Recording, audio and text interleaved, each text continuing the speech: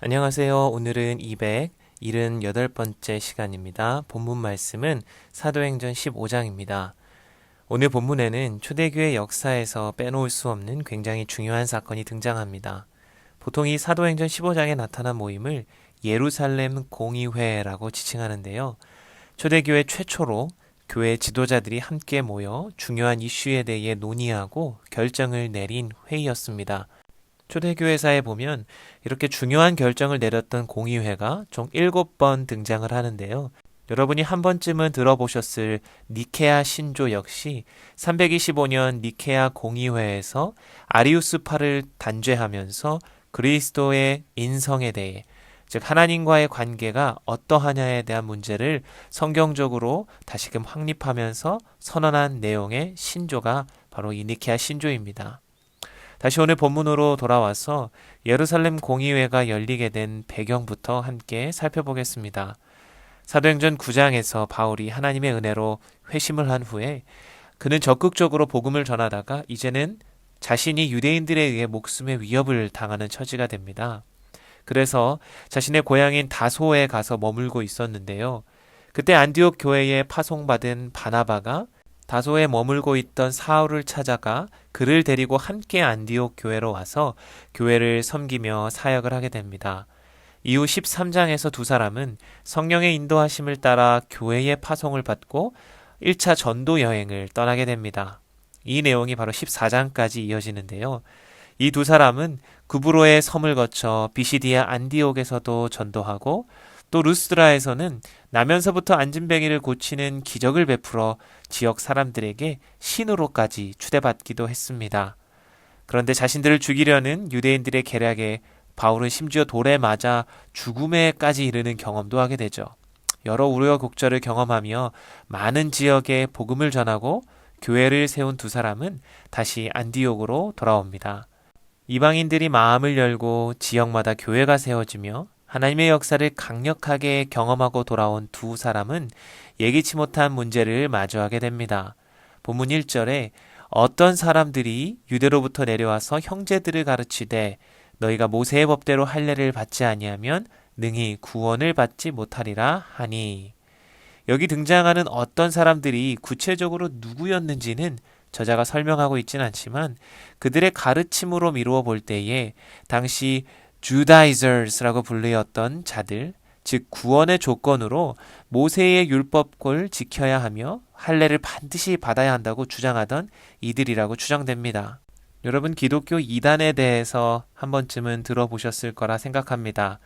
특별히 요즘에는 사회적으로 무리를 일으켜서 뉴스에도 자주 등장을 했었는데요. 이름만 들어도 다 아시는 신천지, 구원파와 같은 이들을 우리가 이단이라고 부르는 이유는 이들이 마치 겉모양은 기독교의 모습을 비슷하게 따라하고 있지만 그들의 가르침이 참된 복음의 내용과는 완전히 다르기 때문입니다.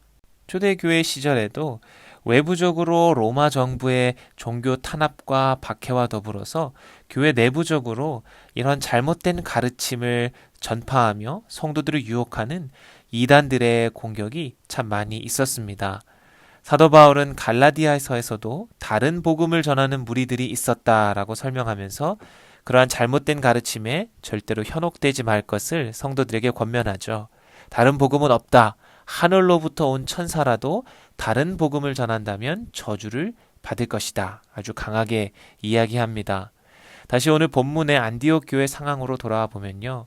이 사람들의 잘못된 가르침으로 인해 교회 안에 분쟁이 일어나게 되었습니다. 2절에 적지 아니한 다툼과 변론이 일어난지라. 자, 여기서 다툼과 변론이 일어난 이유는 이들의 가르침이 어떤 이들은 맞다, 또 어떤 다른 사람들은 옳지 않다라고 이야기했기 때문이겠죠. 여기서 바울과 바나바 사이에 일어난 다툼과 변론은 그저 간단한 말싸움이 아니라 어떤 옳고 그름의 문제를 놓고 아주 심각하게 서로 논쟁하는 것이었습니다. 결국 안디옥 교회는 이 문제를 해결하기 위해 바울과 바나바를 그리고 몇 사람의 성도를 예루살렘에 있는 사도와 장로들에게 보내기로 결정합니다. 단순히 교회 안에서 해결할 수 있는 분쟁이 아니라 이것은 참된 복음에 대한 가르침이 무엇이냐라는 중대한 사항이었기 때문에 초대교회의 리더들이 많이 모여 있었던 예루살렘 교회에 이 문제를 제기하고 함께 해결하고자 한 것이죠. 예루살렘에 도착하여 사도와 장로들이 이들의 일을 논의하러 모였을 때에 이들 사이에도 많은 변론이 있었습니다. 특히 바리새파 출신의 믿는 자들은 이방인들에게 할례를 행하고 율법을 지키도록 하는 것이 옳다라고 주장하기도 했죠. 이에 대해 베드로와 예수님의 동생 야고보가 각각 일어나 형제들 앞에서 이 문제의 본질이 무엇인가에 대해 강하게 이야기합니다. 베드로는 본문 11절에 그러나 우리는 그들이 우리와 동일하게 주 예수의 은혜로 구원받는 줄을 믿노라 하니라. 야고보 사도 역시 아모스 선지자의 말씀을 인용하며 이렇게 제안합니다. 19절에서 21절 말씀을 제가 다시 읽어보겠습니다. 그러므로 내 의견에는 이방인 중에서 하나님께로 돌아오는 자들을 괴롭게 하지 말고 다만 우상의 더러운 것과 음행과 목매어 죽인 것과 피를 멀리하라고 편지하는 것이 옳으니 이는 예로부터 각 성에서 모세를 전하는 자가 있어 안식일마다 회당에서 그 글을 읽음이라 하더라. 자, 긴 회의 끝에 결국은 만장일치로 공의회의 결정사항이 정해집니다. 그리고 이것을 편지로 적어서 바울과 바나바를 통해 안디옥 교회에 보내자 그곳 성도들이 이 내용을 받고 그 위로의 말을 듣고 기뻐하였다 하고 31절에 말씀합니다. 오늘 예루살렘 공의회에서 다루어진 이 사안은 복음의 참된 본질이 무엇인가를 다시금 확인하게 하는 계기가 되었습니다. 예수 그리스도를 통해 믿음으로 얻는 구원의 축복이 유대인이나 이방인이나 상관없이 모든 자에게 은혜로 주어지기 때문에 구원을 위해 율법의 요구를 이행해야 한다는 주장은 다름 아닌 거짓된 복음인 것입니다. 아마도 오늘날 신앙생활을 하시는 분들 중에 본문에 나온 것처럼 할례를 반드시 받아야만 구원받는다고 생각하는 분은 아마 한 명도 계시지 않을 겁니다. 하지만 안타깝게도 참된 복음을 제대로 이해하지 못하고 오히려 잘못된 복음, 거짓 복음을 스스로 이해하고 또 다른 사람에게 그렇게 가르치는 분들은 오늘날에도 여전히 많이 있습니다. 제가 다양한 청년들과 신앙 상담을 하는 동안에 이렇게 이야기하는 친구들을 여럿 만날 수 있었습니다. 하나님이 계신 것도 예수님의 십자가도 다 믿어지는데 제 삶을 보면 저는 천국에 못 갈 것 같아요. 교회도 매번 빠지고 뭔가 열심히 안 하는 것 같아서.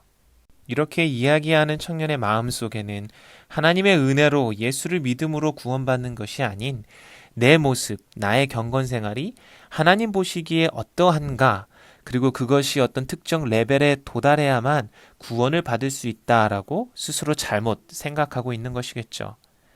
예전에 전도를 할 때 이런 분도 만나본 적이 있습니다. 교회에 가려면 술, 담배 끊어야 하는데 저는 그것 때문에라도 교회 못 나가겠습니다.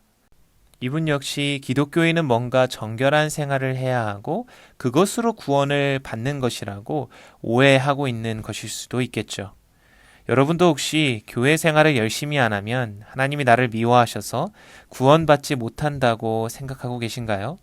내가 뭔가 큰 잘못을 저지르면 하나님이 노하셔서 나를 지옥에 보낼 수 있다고 걱정하고 계신가요? 여러분, 복음의 핵심은 하나님의 은혜입니다. 그리스도를 통해 죄인들에게 주시는 은혜, 우리의 믿음조차도 하나님의 선물이기에 구원에 있어서 우리의 지분은 단 한 개도 없습니다. 하지만 교만한 인간의 마음에 나의 공로가 하나도 없습니다 라고 인정하고 고백하는 것은 사실 정말 쉽지 않은 일입니다. 오늘 모세의 율법을 주장하던 자들의 마음속에는 아마도 하나님께 받는 이 구원이 예수님의 십자가 공로만이 아니라 자신이 율법을 철저하게 잘 지켰기 때문에 얻게 된 것이라고 착각하고 있을 것입니다. 하지만 성경은 분명하게 이야기하죠. 율법의 행위로 구원받을 수 있는 사람은 이 세상에 단 한 명도 없다. 그렇다면 예수만 믿으면 법 없이 마음대로 살아도 되는 겁니까? 라고 질문하는 사람들이 생기겠죠. 지금 우리는 구원의 조건에서의 우리의 행위에 대해서 이야기하고 있는 것입니다. 우리의 행위는 단 0.0001%도 구원의 조건에 포함되지 않는다는 것이 복음의 핵심입니다. 구원받은 백성에게서 나타나는 믿음의 열매와 행함은 나의 구원을 위한 것이 아니라 구원하여 주신 하나님께 감사하는 마음으로 기쁨으로 나타나는 아주 자연스러운 현상입니다. 나무를 심으면 나무가 뿌리를 내리고 계속해서 영양분을 공급받아 꽃을 피우고 열매를 맺듯이 우리는 예수님이라는 나무에 붙어 있는 가지이기 때문에 그 가지가 예수님께 영양분을 공급받으면서 열매를 맺을 수밖에 없는 것이죠. 여러분은 혹시 나의 구원에 어떠한 조건을 덧붙이고 계신가요? 구원은 오직 하나님의 은혜로 예수 그리스도를 믿음으로 얻을 수 있다는 사실을 오늘 다시 한번 기억하고 확인하시기 바랍니다. 나의 행위는 구원을 위한 어떠한 조건이 결코 될 수 없으며 구원받은 사람으로서 나타나는 열매라는 사실을 또 기억하시기 바랍니다. 물론 나의 열매를 바라보며 나의 믿음이 참된 것인가 이것을 확인할 수 있지만 하나님은 무엇보다 마음의 중심을 보신다고 하셨습니다. 나의 열심과 섬김과 봉사의 동기가 나를 위한 것인지 또 나의 구원을 위한 것인지 아니면 하나님께 감사함으로 드리는 것인지 생각해보며 우리의 모든 삶을 하나님께 드리는 삶으로 살아가시기를 바랍니다. 반대로 나의 헌신과 봉사와 노력이 나의 구원과 상관없다면 저는 아무것도 하지 않겠습니다 라고 생각하는 분이 계신가요? 구원만 받으면 됐지 굳이 힘들게 교회에서 이것저것 해야 할 필요가 있나요? 라고 되묻는 분들이 계시다면 그분들에게는 하나님과의 사랑의 관계를 한번 생각해 보시라고 말씀드리고 싶습니다. 우리는 사랑하는 사람을 위해 아무런 조건 없이 아낌없이 희생하고 섬기며 모든 것을 다 주려고 합니다. 이러한 사랑을 완벽하게 우리에게 먼저 보여주신 분이 바로 하나님 아버지이십니다. 그것도 우리가 죄인 되었을 때에 전혀 사랑받을 자격도 없고 오히려 심판과 형벌을 받아야 할 존재였을 때의 말입니다. 만일 이러한 사랑을 내가 받았다는 사실을 깨닫는 순간 그 사람은 자신의 모든 것을 통해 그 사랑에 감사함으로 하나님께 모든 것을 올려드리려고 하지 않을까요? 사랑하는 성도 여러분, 오늘 예루살렘 공의회에서 결정된 사항들을 통해 우리는 참된 복음의 본질이 무엇인가에 대해 다시 한번 생각해 보았습니다. 예수를 믿는 그 믿음 위에 꽃피고 열매 맺는 헌신과 희생과 사랑, 이것이 바로 하나님이 기뻐 받으시는 아름다운 모습일 것입니다. 복음의 본질은 하나님 자신입니다.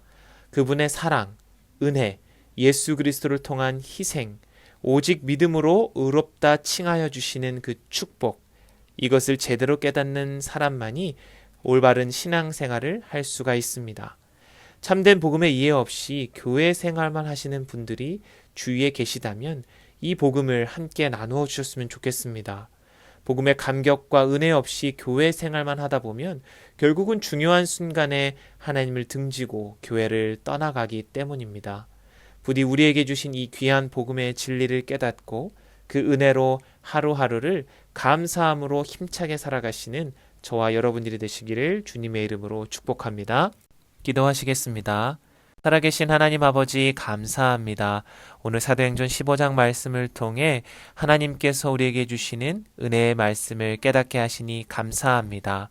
구원의 본질에 대하여 우리의 행위가 아니라 오직 하나님의 은혜요 예수 그리스도의 십자가의 공로임을 우리가 다시금 기억하며 그 하나님께서 베풀어 주신 사랑에 감사함으로 우리의 모든 헌신과 사랑과 봉사와 기쁨을 주님께 올려드리는 저희들이 다 되게 하여 주시옵소서.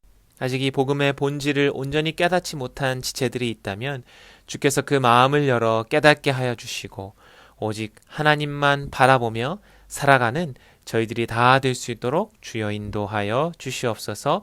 모든 것을 주님께 감사드리오며 살아계신 예수 그리스도의 이름으로 기도드립니다. 아멘.